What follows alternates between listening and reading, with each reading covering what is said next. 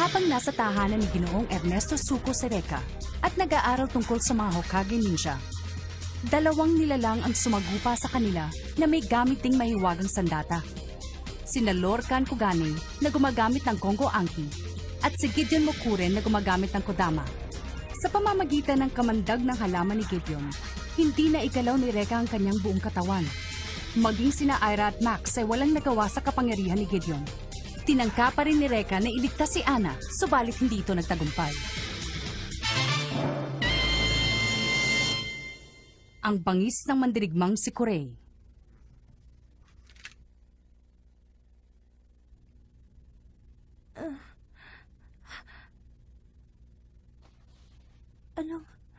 Nasaan ako?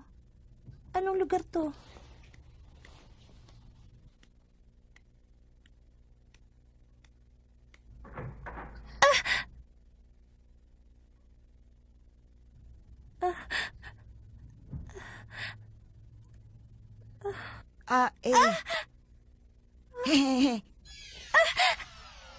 Sino ka?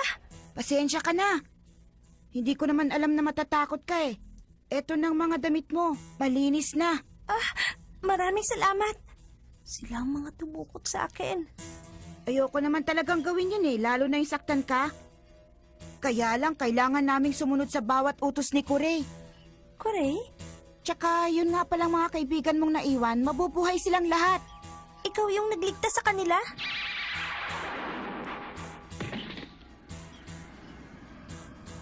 Anong nangyari sa asawa ni Mr. Zuko? Siguro naman okay na yun ngayon. Siguro? Ano bang gusto mangyari sa akin ng Kurei na yan? Ako na ang bahalang magpaliwanag sa kanya.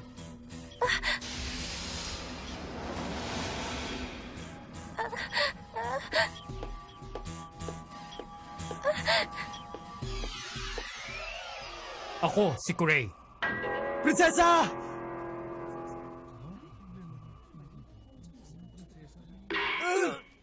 Sira ka ba? Nasa ospital ka? Ang ingay-ingay mo?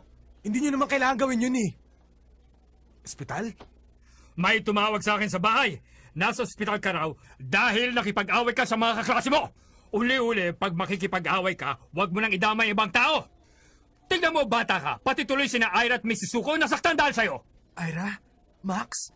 Ang laki tuloy ng babayaran ko. Wala pa ring malay si Mrs. Zuko. Pero sabi ng doktor, ligtas na raw siya. But she'll be all right. Kailangan na lamang niya magpahinga. Teka nga pala, nasaan ang prinsesa ko? Dinukot nila si Ana. Anong sabi mo? Ito ang palasyo ng aking ama sa gitna ng kagubatan. Ilan lamang ang nakakaalam ng lugar na ito. Ngumiti ka naman, Ana. Sayang ang ganda mo. Ipagpamanin mo nangyari kanina. Yung babaeng sinasabi mo. Ligtas na siya at nagpapahinga. Huwag kang mag-alala. Walang nangyaring masama sa mga kaibigan mo dahil hindi ko ito pinahintulutan. Salamat at walang nangyaring masama sa kanila. Yan si Augustus Mori, ang aking ama. Marahil ay pamilyar sa iyo ang kanyang mukha dahil siya ang kilalang pinuno ng Mori Foundation. Naalala ko na. Madalas ko siyang makita sa TV. Siya yung mayaman na mapagkawang gawa. Alam mo ba kung paano ang pinakamabisang paraan para kumita ng maraming pera? Gamitin mo ito sa mga masasamang paraan, sa pandaraya, pangingikil, at panlilinlang. Kung kinakailangan tapakan at durugin ang sinumang humadlang sa iyong daraanan. At minsan, kakailanganin mo rin ang pumatay. Sa ganoong paraan nakamit ng aking ama ang kanyang yaman at kapangyarihan. Ako naman ang tumatayong kanang kamay at tagapangasiwa ng lahat ng ito. Ang ibig niyang sabihin, nakapatay na sila. Huwag kang matakot sa akin, Ana. Ang mabuti pa inumin mo na muna ang iyong tsaa bago yan lumamig. Dito sa mundo ay may mga nilalang na sakim at walang kasiyahan. Ganyan ang uri ng aking ama. Buhay. Buhay na walang hanggan! Bakit pa kailangan tumanda? Bakit pa kailangan mamatay? Bakit kailangan matapos ang buhay? Hindi yun mangyayari! Sa akin! buhay na walang hanggan, kayamanang walang katapusan, mga nilalang na nasa ilalim ng aking kapangyarihan! Alam ko mababaw ang kaligayahan ng aking ama. Subalit, nais ko mapagbigyan ang lahat ng kanyang kahilingan. At ikaw, Ana, ang susi ng lahat. May kapangyarihan ka magpagaling at ang susi ng buhay ng walang kamatayan ay nasa iyong mga kamay. Yan ang paniniwala ng aking ama. Hindi ko alam ang sinasabi mo. Pauwiin mo na ako.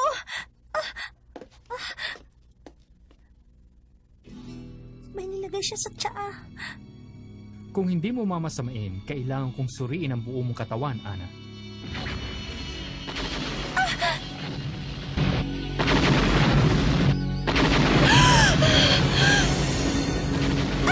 Pareho sila ng kapangyarihan ni Reka.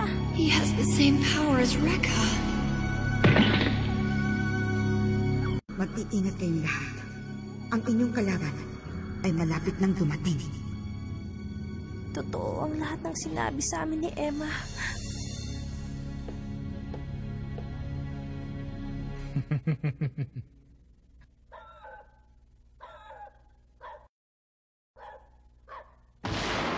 Emma Kagihoshi! Magpakita ka sa akin! Hindi ba lagi mo akong binabantayan? Ngayon ka magpakita sa akin! Nasaan ka na? Tinatawag ba niya yung nakakatakot na babae? Max naman, sino pa ba sa akala mo? Nung una, kami ni Ira ang pinaglaban mo. Sumunod, kami naman dalawa ni Dylan. Sabihin mo nga sa akin kung pakana mong lahat ng ito. Sabihin mo! Reka, tigilan mo na nga yan. Hindi na yung darating. Oo nga. Tsaka pag dumarating yun, palagi may masamang nangyayari. Tumigil kayo!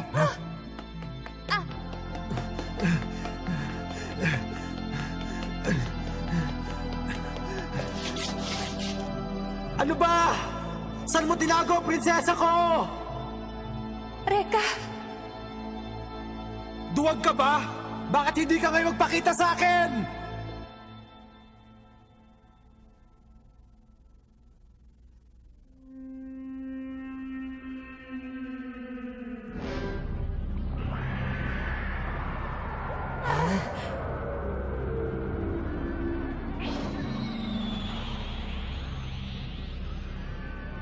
Gaya ng inaasahan ko, dumating kayong lahat. Ayan na! Hindi ba dito ka una nagpakita sa akin? Kaya alam kong dito ka rin matatagpuan. At ngayon, Isang tanong, isang sagot. Saan mo dinala ang prinsesa ko? wala akong kinalaman sa mga nangyari. Anong sinabi mo? hindi kami naniniwala sa mga sinabi mo. Relax ka lang. Isa rin itong mahiwagang sandata ng Hokage, ang Eikai Gyoko. Nakikita nito ang lahat ng mga nangyayari kahit nagaano pa man ito kalayo.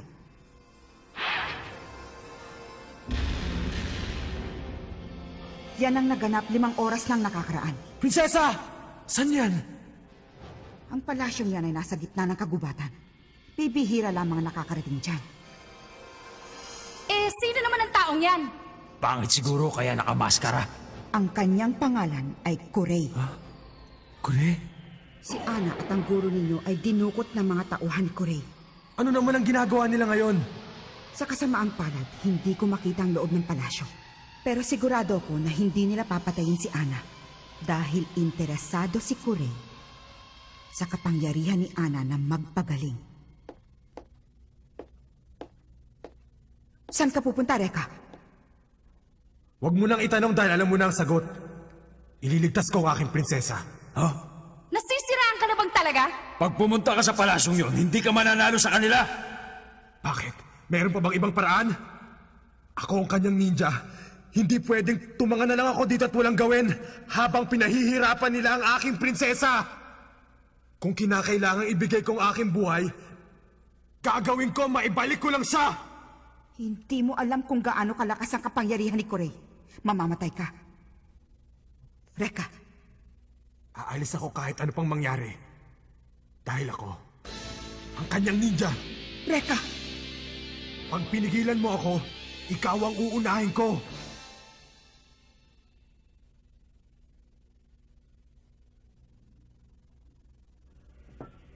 Nauunawaan ko. Pero ipangako mo muna sa akin. Ano yan?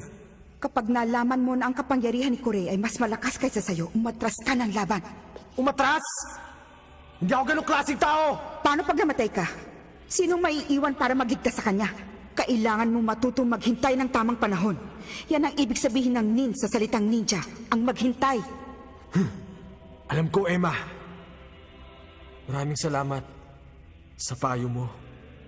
Akala ko kasi nung una kalaban ka, pero ngayon iba na ang tingin ko sa'yo. Emma? Ha? Marami akong gustong malaman. Sana ikaw na ang sumagot sa mga tanong na yon sa pagbalik ko. Oo.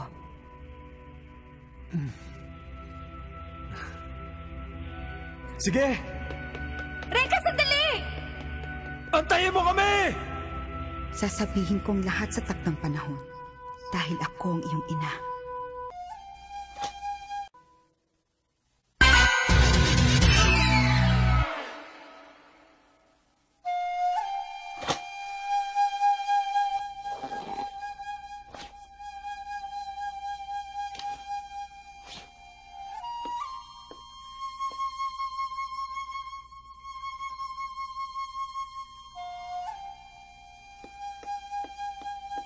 Ang badoy-badoy naman ang suot mo, pare. Anong ginagawa mo rito? Siyempre, sasama kami. Anong pinagsasasabi nyo? Para sa akin lang ang lakad na to at hindi kayo pwedeng makialam. Masyado ka naman swapang, Reka. Kailangan ko rin makaganti sa alimaw na yon. Ganon din si Ira. Kaya huwag mong sabihin para lang sa'yo o kaya kay Ana. Para din sa akin.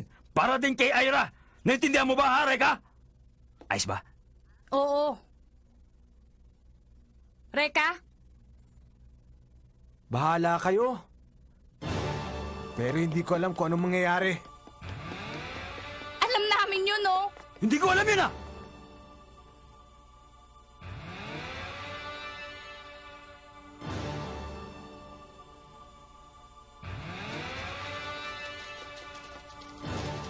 Antayin mo ako, prinsesa.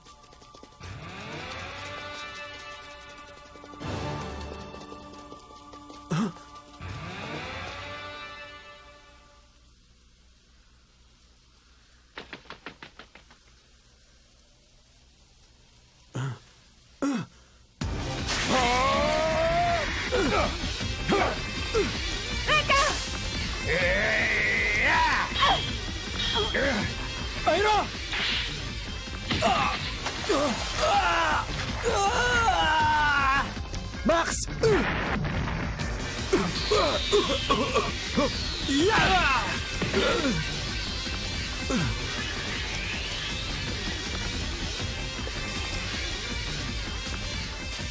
Ang ganda ko talaga. Biruin mo, tatlong lalaki nagkakandara pa sa akin.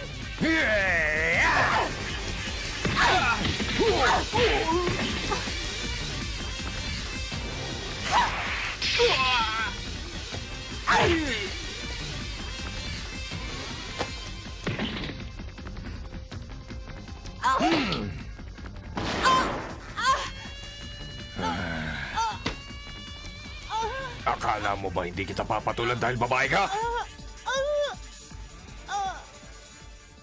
Huwag mong sabihin gagamitin mo uli yung Fujin, Ira. Gusto ko ring lumaban, Max. Paano kung mawala ka ulit sa sarili mo, gaya nung isang araw? Hindi ako ganon kahina. Kapag sumuko ako ngayon, mababaliwala ang lahat ng pinaghirapan ko at hindi ko matatanggap yon. Ira.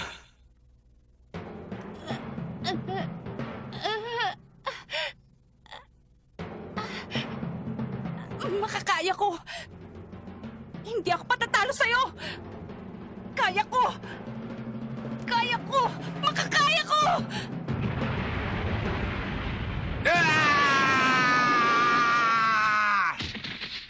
Ha? Wala naman nangyari sa akin. Ha?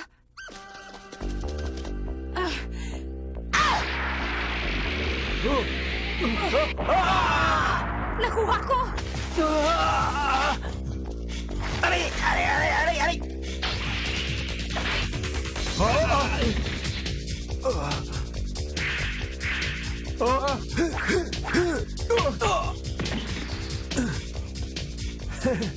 Reka!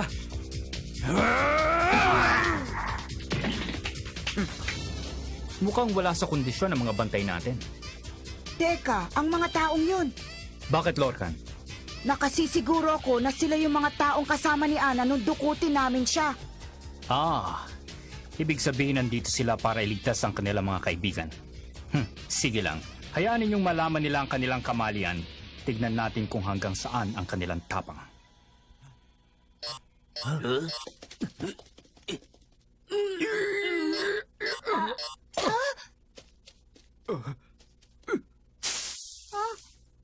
Ano nangyari sa mga yon? Hindi ko rin alam eh.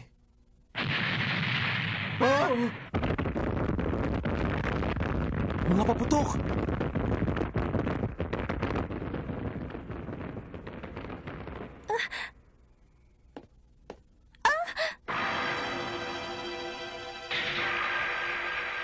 Anong nangyari doon? Kasamang sumabog dyan sa labas ang mga kaibigan mo. Ang isa sa kanila ay may kasuotan ng isang ninja. Si Reka. Hindi. Sabi ko naman sa'yo, walang sino man ang makakahadlang sa akin. Hindi totoo yan. Minsan ko na silang pinagbigyan pero hindi pa rin sila nagtanda. Tama lang ang nangyari sa kanila. Ganyan din ang sasapitin mo kapag hindi ka sumunod sa akin. Hindi. Sumunod ka lang sa akin at hindi ka masasaktan. Anong?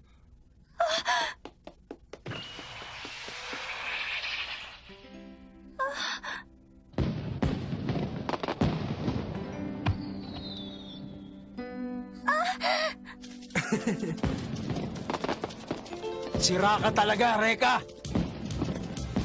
Nagpalabas ka ba naman ng mga paputok mo eh? Ngayon alam na nila.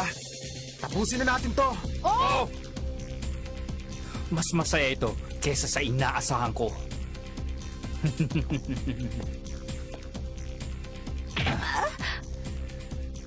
Kailangan pa kitang pag-aralan mabuti.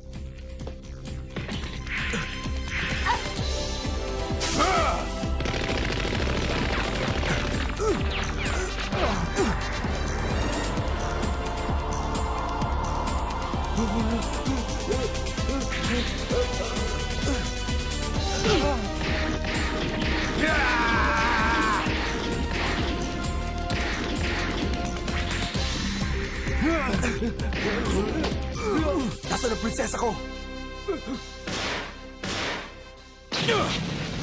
Pasok na!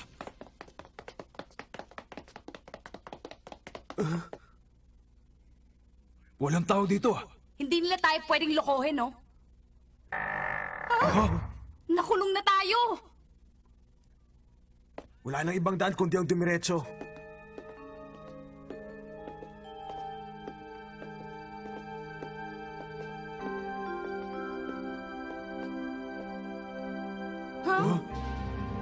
Ano yan? Eh di statwa! Alam ko yun, no? Pero bakit naman nakaharang sa dinadaanan natin? Di bale, tayo na!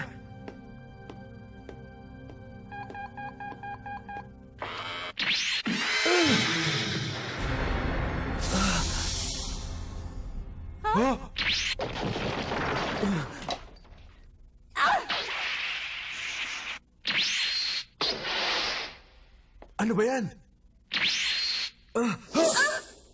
Isa pa ha? Tuloy kayo mga pakialamero. Ako ang may-ari ng palasyong ito. Si Kurey. Kung ganon, magpakita ka, duwag! Kung ako sa inyo, hindi muna ako gagalaw.